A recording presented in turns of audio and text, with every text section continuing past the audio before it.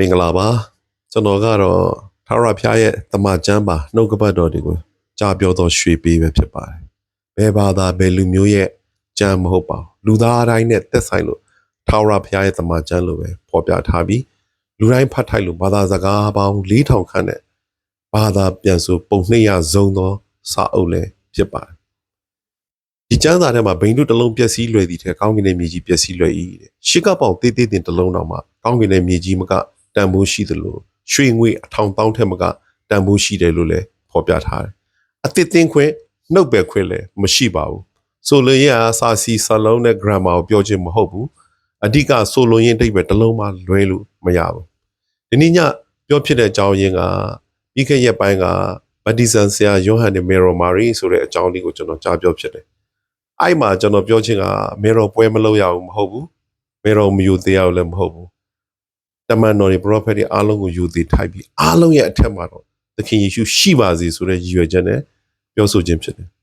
ကျွန်တော်လူတွေကြားသွားလာတဲ့အခါမှာလူတွေကမေးပါတယ်သူတို့ကမေရိုကိုကိုးကွယ်တာလားဘာလို့လဲမေရိုရုပ်ထုရဲ့နောက်ကိုတဲ့သူတို့ကဒူးနဲ့ထောက်ပြီးလိုက်ကြတယ်အယူသေးပေးကြတဲ့အခါမှာဒူးတွေကိုကွဲပြဲပြီးတော့သွေးတောင်ထွက်တယ်ဆိုပြီးတော့ကျွန်တော်ကိုမေးကြတာဒါအမှန်တရားပဲပေါ့နော်တော့မဟုတ်ပါဘူးပေါ့နော်တော့ယူသေးခြင်းပဲဖြစ်တယ်ဆိုတော့ပြောပြခြင်းဖြစ်တယ်ဆက်ရမယ်ဆိုရင်ခုနမေတော်ကိုဘာလို့ယူသေးလဲရှင်လုကာတင်ငယ်40မှာဒါမိမတကာတို့ထက်မြတ်စွာသောမင်္ဂလာရှိသောသူဖြစ်တယ်ဆိုတဲ့ကြံချက်ကိုယူထားတယ်ပြီးတော့ကဘာဦးသုံးပါလဲเนาะဒီမိမအမျိုးကနေပြီးတော့မှသခင်ယေရှုလူစားတိခံမယ်ဆိုတဲ့ဖျားလူစားတိခံမဲ့အကြောင်းပြောပြထားခြင်းကြောင့်မေရိုမာရီကိုယူသေးခြင်းဖြစ်တယ်လို့ပြောတယ်ဒါဆိုရင်နောက်တစ်ချက်ဗတ္တိဇန်ဆရာယောဟန်ကိုရှင်မသက်7:7မှာမိမမွေးသောသူထဲမှာဗတ္တိဇန်ဆရာယောဟန်အကြီးမြတ်ဆုံးပဲဖြစ်တယ်သူတို့နှစ်ယောက်ပြရှင်းမယ်ဆိုရင်မေရိုမာရီကတော့မိမတွေထဲမှာမင်္ဂလာရှိတယ်ဒီဘက်ဗတ္တိဇန်ဆရာယောဟန်မိမမွေးသောသူတိုင်းဆိုယောက်ျားမိမကလေးလူကြီးအကုန်ပါတယ်သူကြီးမြတ်သောသူဖြစ်တယ်ဆိုပြီးသူကပို့ပြီးကြီးမြတ်လေ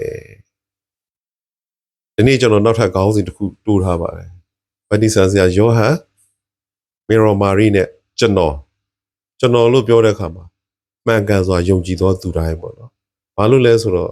ခရိယန်တိုင်းလည်းကောင်းကင်ဘုံမရောက်ပါဘူးသခင်လို့ခေါ်တိုင်းတကူတွေပြတိုင်းဩဝါဒတွေပေးတိုင်းနှဆိုးတွေမောင်းထုတ်တိုင်းထိုသူတို့ကအလျင်းမသိလို့ယေရှုကညင်းမယ်ဒါကြောင့်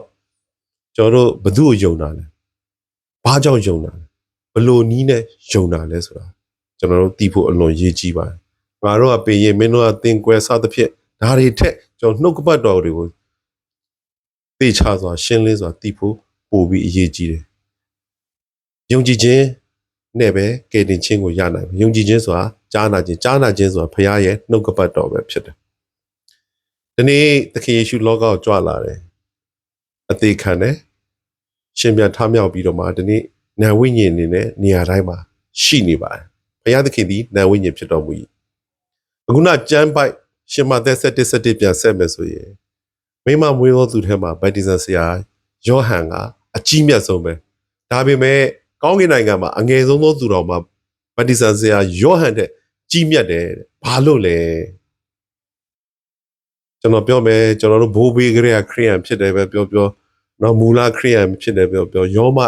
8အငယ်9မှာခရစ်တော်၏ဝိညာဉ်ကိုမရသောသူဟာခရစ်တော်နဲ့မဆိုင်တဲ့ဘိုးဘေးကလေးကခရိယန်ဖြစ်ခြင်းနဲ့မဆိုင်ခရစ်တော်ရဲ့ဝိညာဉ်ကို